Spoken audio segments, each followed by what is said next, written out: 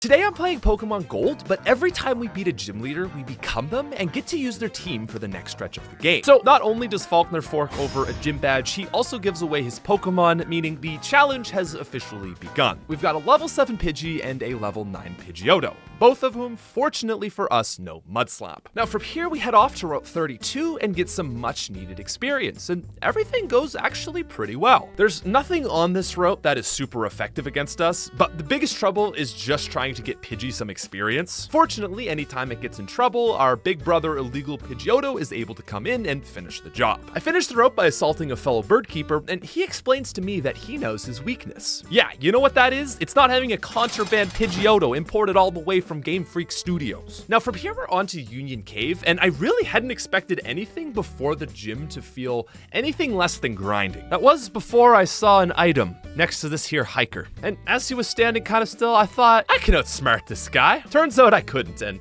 well, he has a level 11 Onyx. Now, I of course knew I had a shot going into this fight. I wouldn't have attempted it if I didn't know that. And while I was really worried about how much damage Mudslap would do, it turned out to be not negligible. And so a combination of accuracy drops and decent damage is enough for Pidgey alone to take him out. Also, if you were ever wondering who would win in a fight, Brock or Faulkner, it turns out it's actually the flying leader, as he knows his type advantages and thought to play around them. Now from here, the Bird Squad puts the beat down on Team Rocket and we head towards the second gym. Now, it's probably not going to take someone like, say, the best Nuzlocker in the world to tell you how this fight is gonna go. We have flying Pokemon and Bugsy has bugs, but I'm gonna let the Bird Squad do its thing, and I just want to take a moment to acknowledge what this guy says in his opening dialogue. He says his research is gonna make him authority on bug Pokemon. And at first I was thinking like, excuse me? You have a level 14 Metapod and Kakuna. Have you even ever heard of evolution? And guys, genuinely, this dawned on me and it kind of blew my mind because I think it makes sense. So the reason Bugsy didn't evolve his Kakuna and Metapod is because he was doing research. I've been memeing on this guy for years, but I think canonically it makes sense that he wanted to know if the Cocoons learn any new moves at all. Everyone evolves them at 10. He was experimenting. Now, I don't know if that's what a gym leader should be doing, but my mind has been blown and so is Bugsy's team. Gym badge number 2 secured, and we now have a Scyther, which is a mixed bag. On one hand, Scyther is a really good Pokemon, but unfortunately it's 4 times weak to Whitney's Miltank that knows rollout. So next fight up is the hardest rival fight in the game, and going into this, I don't have any move that can damage his Ghastly for regular effectiveness. Now we're asleep. Oh wait, no, now we're paralyzed, and yup, that was a crit. So off to a terrible start. I do manage to land 4 Fury Cutters in a row to stack decent damage and take out the Ghastly no problem. For the math people out there, there's like a 6% chance of that happening. Up next is Zubat, and I decide to really push my odds and actually land the hit to lay devastating damage down despite the 4 times resistance to bug. From here we go, and I kid you not, 6 times in a row, until finally missing hit 7. But being super effective on Bayleaf, we are able to piece together enough hits to take down our rival. From here we pick up Cut and Headbutt in Ilex Forest, and it's really time for, hate to say it, a bit of grinding. So it only takes 1 level, but it's a long level to get Butterfree and Beedrill. I try fighting everyone in this area, I grind them up to a decent level, but it is sheer agony. So I just opt to get Scyther to our now level 20 cap and decide to go for it with the dumbest all or nothing strategy you have ever seen. So just to really lay it out for you, I want to explain the terrible situation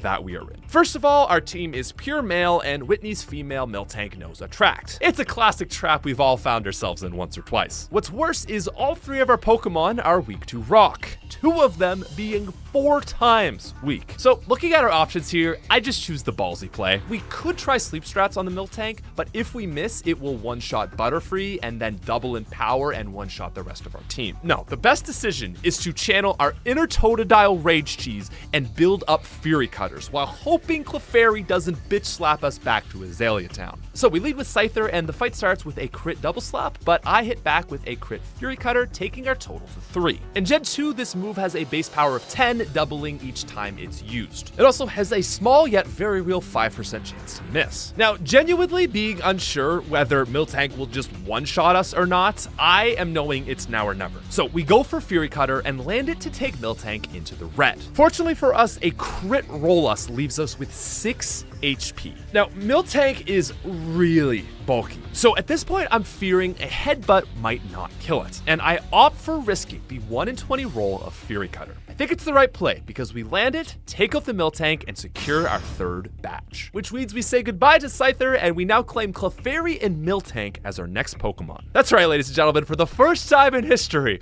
we get to harness the power of Whitney. Now, the only major fight between here and the next gym is against a rival, and despite having very poor type advantage, I gotta say, I'm feeling good. Like, it's Whitney. I know how good she is, right? But it just felt so insane to sit there and watch Miltank milk drink, roll out the whole team. Now, after this, we clean up the Kimono Girls with similar strategies, and it is time for Morty. I lead Miltank and decide to start with the most Whitney play of all time by hitting an Attract. It lays a curse, so we swap to Clefairy. This is where we're in a very funny spot because neither of us can do anything, but we do have the move Metronome. And after 2 duds, we managed to get a Zap Cannon off, so that's a win for us. Now, Haunter is up next and also decides to go for Curse. Can I just say, like, this gym is so weird? Because from here, I just go back to Miltank, it now can't hit me, and we go for a rollout before it decides to kill itself with yet another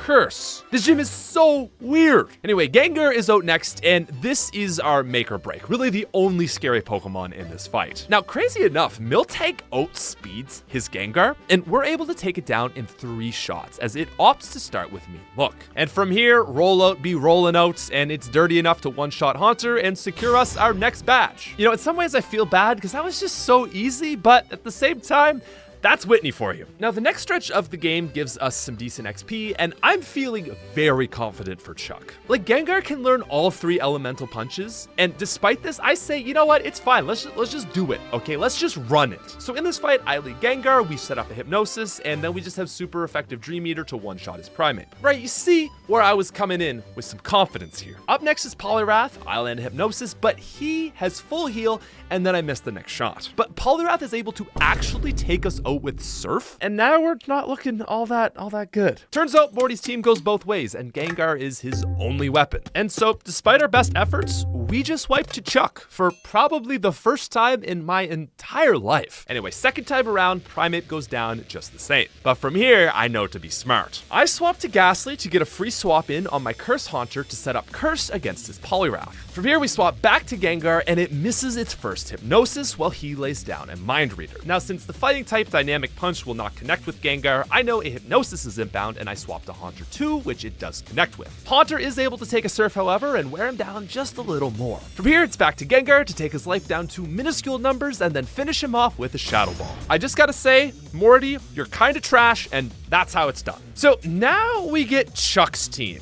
which feels like a massive drop-off going from 4 Pokemon down to 2, but I guess in another way, like, at least it's 2 good Pokemon, and this time I know to be a little bit smarter. I also need to mention that since we're playing by level cap, Price has to be Gym Leader 6 and Jasmine will be 7. And while it would be nice to use Ice against Dragons, Steel against Ice type, and Fighting against Steel, such is life. Let's not fear too much, however, because going into this next fight, we do have fighters against Ice. So we lead Primate, now level 31, and don't think for a second we didn't give this lad some new tricks. This time, Thunder Punch from the department store was not slept on, and it takes Seal down in 2. Next, we land a devastating hit on Dugong to bring it into the red before karate chopping it back to SeaWorld. I don't know, is that a lame line? Back to SeaWorld? Karate chopping it, we hit it like a truck. From here, not even the power of a blizzard is able to stop this mad lad as Primate gets the first sweep of the run, not counting Totodile, but the first sweep of the run. So that's badge number 6 secured. We get Price's team, and now we are faced with the task of figuring out how to beat a Steel gym with a team of Ice types. So here's how we're gonna do it. While the ground type Piloswine cannot learn Dig, yeah, you heard that right, Squirtle can learn Dig, Charmander can learn Dig, Piloswine cannot learn Dig. However, by the graciousness of the gods, Piloswine can learn Mud Slap, and due to stab 4 times effectiveness, we are able to take her Magnemite out in almost one shot. But from here, it's Steelix, and this is the truly tricky part of this fight. At this point, we're obviously expecting an Iron Tail, which will definitely one-shot, so we swap into the Pure Water type Seal to absorb that hit, and she does just under half damage. Surf is kind of busted, and Seal lands over half damage. Unfortunately for us, I always thought this was crazy. Steelix actually knows Sunny Day and goes for the setup here. It is ironic since like this would just make fire types better against it, but in our specific scenario, it does save it. Sunny Day nerfs us badly, but we are able to hit a crit to take it into red. Fortunately from here, Jasmine Hyper Potions. Now while that Iron Tail is dishing out stab 100 base power moves, it fortunately only has 75% accuracy. And so with 8 HP left, Seal ducks, dives, jukes, and dodges his way through Iron Tail to get the kill on Steelix. And I just gotta say, I am so proud of our boy. What a great job he did. From here, we send out Piloswine to clean up and get a nice one-shot to finish the fight. So it's here where we get Jasmine. And for this next section of the fight, I'm actually very glad that we chose to do the game in this order. First of all, these Magnemites come with Thunderbolt pre-installed. And on top of that, since they're level 30, it only takes a level of grinding to get them to Magneton. Like, these are better than any electric Pokemon you could have up to this point in the game. And that's not even starting to look at how insane Steelix is. At this point in the game, we're just running through rockets, and I am blown away. Anytime this thing would take a physical attack, it would rarely do more than 15 damage. But because Steel has so many resistances, we were usually taking 5 damage a shot. Plus, its coverage is amazing. Iron Tail misses a lot, but it packs a punch. Rock Throw and the Learn Dig give me coverage, and Sandstorm is, well, strictly there for the memes. So despite having 2 of the same Pokemon, we take out Team Rockets with ease and set our sights on Claire. Now, I'm not exactly sure why, but I want to say it probably had something to do with the fact that I just wiped Team Rocket. I was going into this fight very confident. Some may even say overconfident. So we start this fight using Magneton and launch a Thunder Wave followed by a Supersonic onto her Surf Dragonair. But it still manages to get Surf off and take us out. Next we go to Steelix and land a non-killing Iron Tail, followed by it taking itself out with Surf and yeah, we wiped. Like, we wiped hard. Like, so hard, there is no chance of winning with this current team hard. So from here we get to grinding, which mostly means using rare candies. Listen, a select few of you may have a problem with rare candies, but we need to normalize it. Grinding is boring, and when you're running your own self-imposed challenge run, just do what you want. Do what is fun. So we get our team to level 40, and I put Sunny Day back on Steelix. I never actually used the move Sandstorm. I just installed it because I thought it was funny. I think you can all bear with me. But with all that done and wishing I had an ice team, we head back to Claire for round 2. So we once again lead Magneton and go for the Thunder Wave Supersonic. Things start off great with a double para activation from Dragonair, and then we swap to Steelix. This time Dragonair connects, but by hitting itself in the face, and we're able to get off a Sunny Day. This is an incredible start, and it's the start we needed to even have a chance to win. From here, it hits itself in the face again before Steelix joins in on the action and lands an Iron Tail right on the nose. Now, Kingdra is out next, and if you can believe it, Claire goes for cheese strats with Smokescreen onto our Magneton. Did you see this? Like, Claire is cheeser number 1. For now, anyway. Unfortunately, the third does not connect, and we hit our paralysis. Now, slower than us, we're able to hit a half-damage Thunderbolt before her Surf lands devastating damage. We miss and die, but our next Magneton is able to take it out. Dragonair number 2 comes out, and pulling a play right out of Claire's pocket, we go for Thunder Wave. We in fact swap Thunder Waves, despite my Magneton being electric type, and from here, I elect for a Supersonic. From here, Steelix comes back out, and there's nothing her Dragonair can do. Didn't you know, Claire? Steelix is the dominant Serpentine creature of the Johto region. Her last Dragonair does have Ice Beam, but it's hardly a dent, as we avoid Freeze and land 2 more hits to secure our 8th and final badge. From here, we are now Claire, and this is actually a bit of a mixed bag. The road to the Elite Four is actually very easy. Her Dragonairs have 3 of the same moves, but one has Surf, another has Thunderbolt, and the last has Ice Beam, so we have great coverage through this section, and this section has trainers with a lot of variety. You can see that especially in our rival fight that I think is a great showcase of the potential of our Dragonair squad. Unfortunately for us next, though, the first member of the Elite Four is Will. Will's really interesting because while his Pokemon aren't very good, they all have Stab Psychic. And so because of that, going into this fight, I actually thought about it long and hard. His first Xatu really likes to confuse Ray, and I'm actually very wary of it. So if you can believe it, I actually decide to lead our tanky Kingdra in, and I fire off a Hyper Beam to start things off. It's a 2-shot, and we're still alive in decent range. Next up is Jinx, where we go for a Dragon Breath to get it down a bit, but, oh man, I think we both know what we have to do here. Yeah, that's right, I elect to go for another Hyper Beam. It feels like the noobiest strategies ever, but it's the only option I have. Upon recharging, Exeggutor sets Leech Seed, and I then pull a cheeky Dragon Breath crit. Now, knowing I'm gonna need Kingdra for that last Xatu, I decide to swap Dragonair Water.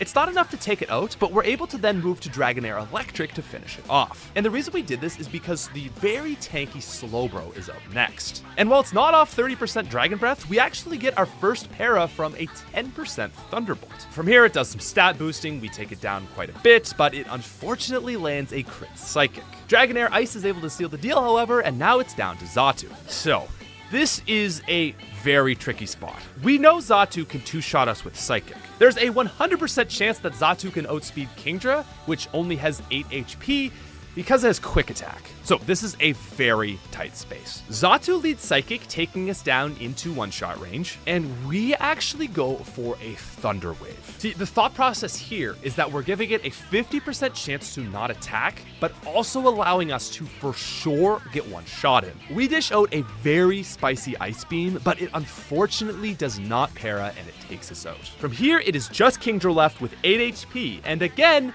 this Xatu knows Quick Attack. So I think we really played this the best we absolutely could have. And in the end, luck does balance itself out. Xatu is paralyzed, and we land the Hyper Beam to win this fight. Oh my gosh. Okay, that was the closest fight of this whole run. That was terrible. That should not have been that close. Now, sure, that was a bad fight, but hopefully the next isn't gonna be that hard, right? Oh, okay, nice. That's actually just gonna be Koga beat right there. He's a poison guy, and we had psychics, so yeah, I think we all knew this was gonna be an easy fight. So, you know, Koga tried to cheese us, but now that we have his team, I'm gonna show you how you really cheese someone. So up against the fighter Bruno, we start with Ariados, just like Koga normally would, and like him, we go for a double team. We go for multiple double teams, actually 6 double teams, in fact. And unlike Koga, we are smart. So you see this button right here? It's called Baton Pass. Ariados sucks, so we actually press it. And see, it's actually this Venomoth that we're gonna swap into. Wing Attack Crobat would be a good choice, but it wouldn't be able to deal with the Onix, so Venomoth Psychic it is. Venomoth is able to take out Hitmontop, Hitmonchan, and Psychic is able to pass through Onix's pitiful defense in 2 shots after it opts for a, are you ready for it? Sandstorm.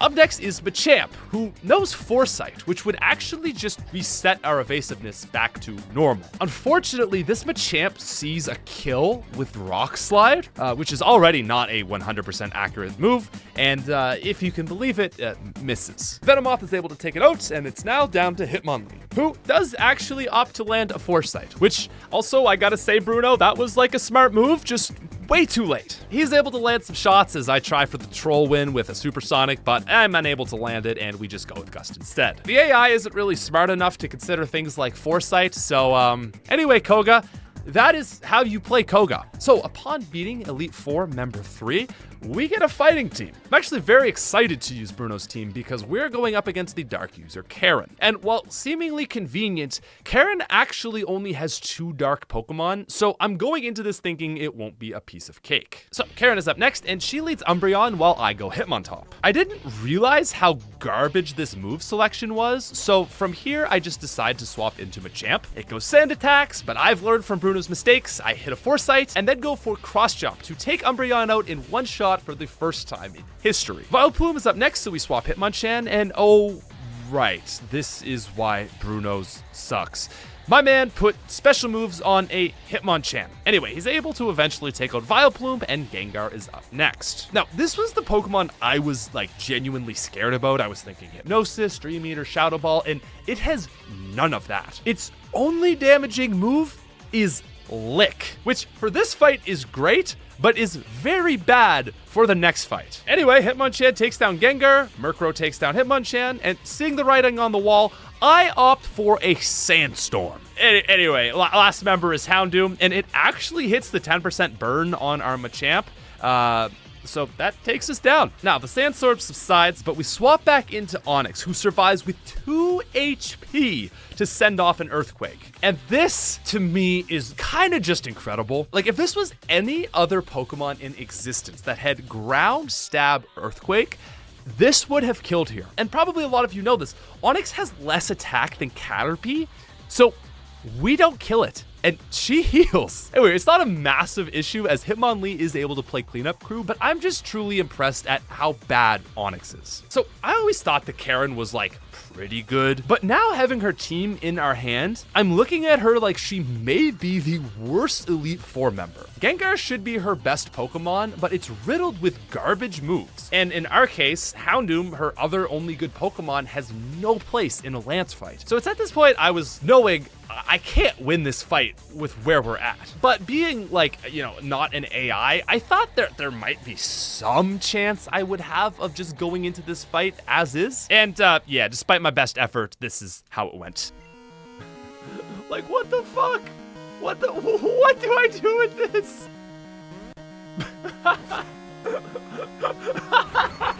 Okay. Right, so that was very clearly a stupid decision, but I wanted to give it a shot. Now, see, I'm someone who learns from their mistakes, and I knew that if I was gonna have a Gengar, I should probably take a trip to Goldenrod department store and buy some TMs. Ice Punch, Tot. Thunder Punch, Tot. Fire Punch, I would, but it's not really necessary. Shadow Ball, Tot. Dude, we're stacking up Karen's team. We got that cracked Gengar. We're putting Iron Tail on Umbreon for Aerodactyl coverage. We may as well give Murkrow Icy Wind for backup ice. No, you see that right there, Karen?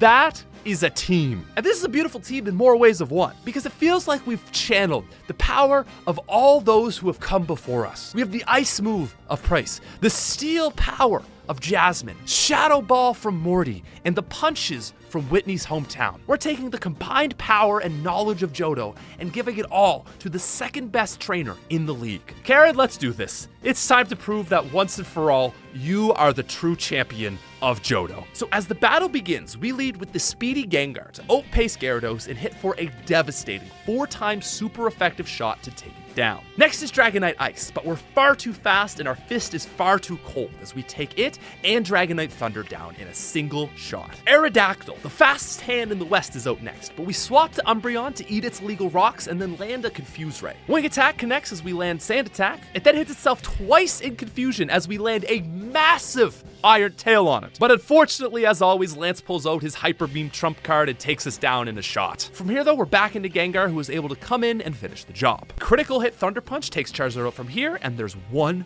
Pokemon left. Now, fearing for the life of my trusted companion Gengar, the man who's taught me more than anything of this whole fight, I opt to swap out into Vileplume, and it goes down to a Fire Blast. Even the mighty Houndoom is only able to land minuscule damage before succumbing to Hyper Beam next. From here, I know I only have one option. There's some players out there that would put the fate of an entire run in the hands of a ghost.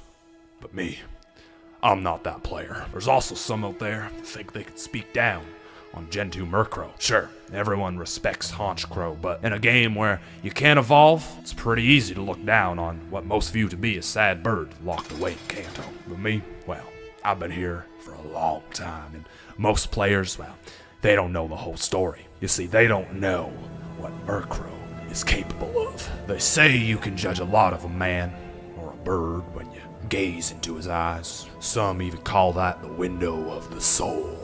And when I looked into those eyes the day we met, my blood ran cold and I knew that thing for what it truly is. A monster. Not just a monster, but the fiercest, fastest, and coldest Pokemon out there. When I truly stare into the depths of its soul, I know its real name. Some of you may call him Murkrow, but me, I choose to call him by his true name. Dragon Slayer.